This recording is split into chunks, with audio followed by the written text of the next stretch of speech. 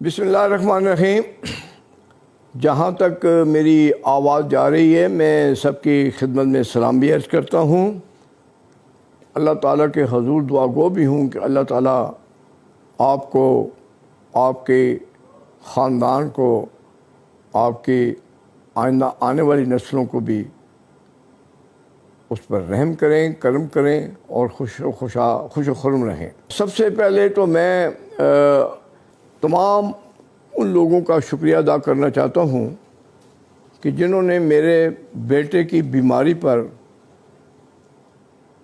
ڈھیروں دعائیں بھیجیں، اور یہ لوگ ہزاروں کی تعداد میں تھے جنہوں نے ٹیلی فون کے ذریعے خود آ کر، چونکہ میں 1 مہینہ تقریباً کراچی رہا، میرا بیٹا بڑا سلمان بیمار تھا، اس کے سر میں ایک ٹیومر تھا، اور یہ ٹیومر تقریباً 16 سال سے تھا، جس کا کسی بھی پہلے ڈاکٹر کو محسوس نہیں ہو سکا، ورنہ بر وقت علاج ہو جاتا۔ لیکن اللہ کا شکر ہے کہ اب بھی علاج ہو گیا اور وہ 100% سے زیادہ ہو چکا ہے۔ اور ڈاکٹر نے یہ بھی کہا کہ جو اس کی پرانی بیماریاں بھی تھیں وہ بھی اس کی وجہ سے تھیں، اور یہ بھی شکر ہے اللہ کا کہ جو آخری اس کے ٹیسٹ آئے اس میں ڈاکٹروں نے کہا کہ اب اس کو کسی قسم کی کوئی بیماری یا تکلیف نہیں ہے۔ تو میں یہ سمجھتا ہوں کہ یہ سب کچھ اللہ کے کرم سے ہوا، ان کے حبیب پاک کے صدقے سے ہوا، اور اس میں ہزاروں لوگوں کی ڈھیروں دعائیں شامل ہیں۔ کراچی تقریباً 1 مہینہ گزرا، میری اپنی فیملی کے سارے لوگ وہاں پر موجود تھے۔ وہاں پر جو کراچی کے اندر ہمارے بہت سے علاقے کے لوگ رہتے ہیں، جس طرح انہوں نے ہمیں پیار دیا، محبت دی، ہمارا خیال کیا، میں سمجھتا ہوں کہ یہ میری زندگی کا ایک ایسا وقت گزرا ہے جو کبھی بھی میں فراموش نہیں کر سکتا۔ وہاں پر قرآن پاک کے ختم کیے گئے، تو ان سب لوگوں کے لیے بھی میری دعائیں ہیں کہ اللہ تعالیٰ ان کو سکھی رکھے، ان کو لمبیاں زندگیاں دے، اور ان کے کاروباروں میں اللہ تعالیٰ برکت ڈالیں۔ ایک دفعہ پھر میں سب کا شکریہ ادا کرتا ہوں۔ سلمان خود بھی انشاءاللہ چند دنوں بعد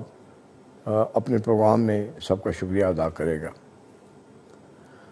لوگوں نے سعودی عرب میں بھی دعائیں کی، امریکہ سے فون آئے، all over the world phone آتے رہے، سب کا تہہ دل سے مشکور ہوں۔ اب میں تھوڑی سی بات کینٹونمنٹ بورڈز کے الیکشن کے متعلق کروں گا۔ ویسے تو جس طرح پوری قوم جانتی ہے، پوری دنیا جانتی ہے کہ اللہ تعالیٰ نے بڑا کرم کیا ہے، اور کینٹونمنٹ بورڈز کے الیکشن میں باوجود اس کے کہ بہت سا حکومتی دباؤ موجود تھا، لیکن پھر بھی اللہ تعالیٰ نے مسلم لیگ نون کو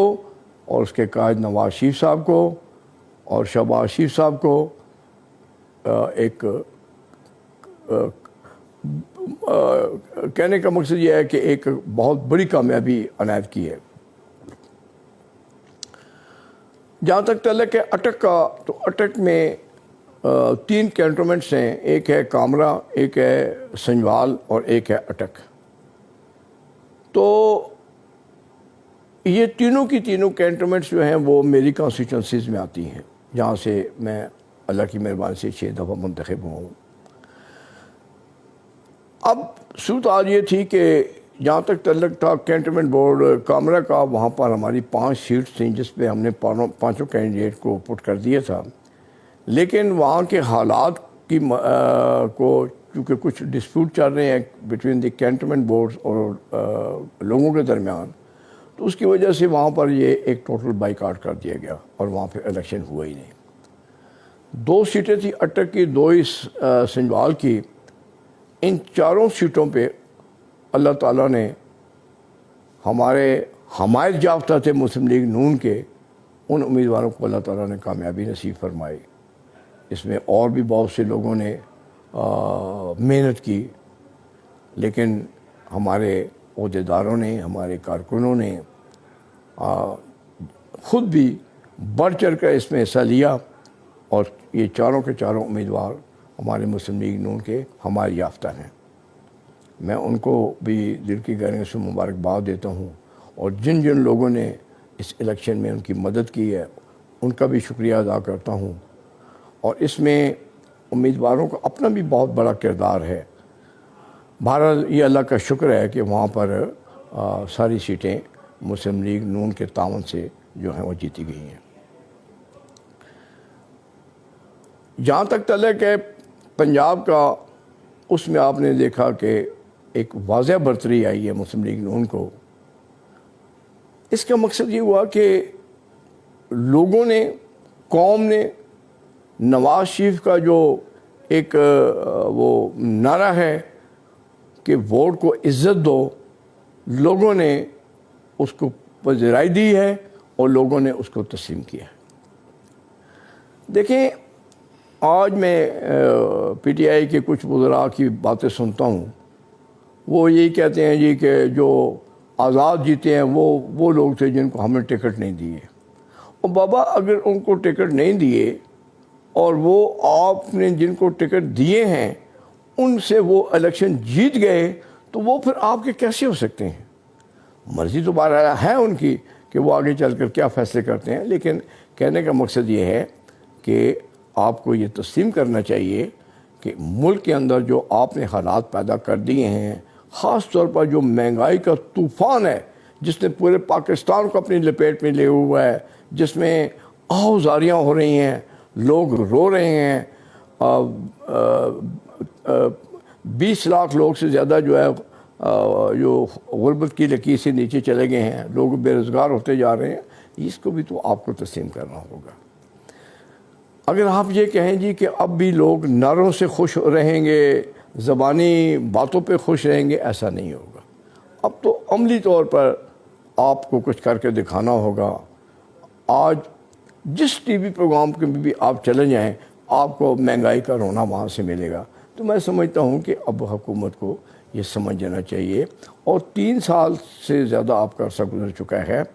اور جو نظر آ رہا ہے کہ 2022 جو ہے وہ الیکشن کا سال ہوگا، تو اس لیے میں سمجھتا ہوں کہ اگر آپ کے پاس ایک سکل موجود ہے،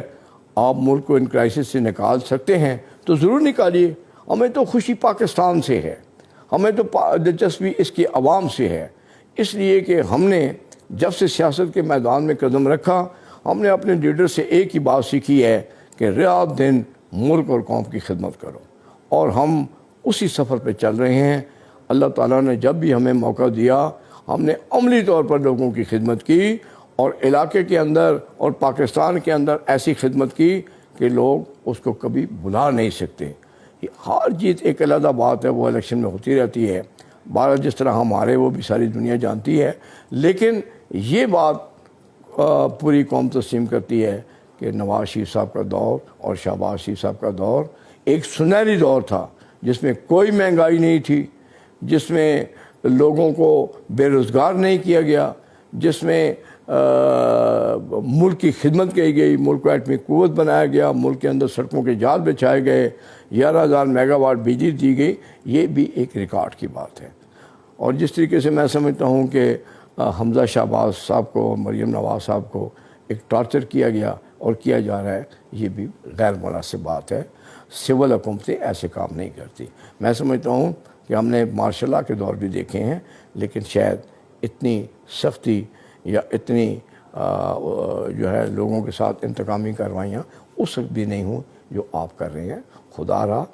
اب وقت ہے کہ آپ اپنے آپ کو تبدیل کریں اور دوستی کا ہاتھ بڑھائیں سب جماعتوں کی طرف، تاکہ ملک کے اندر امن قائم ہو اور ملک کے مسائل جو ہیں وہ حل کرنے کی کوشش کریں۔ بہت بہت شکریہ۔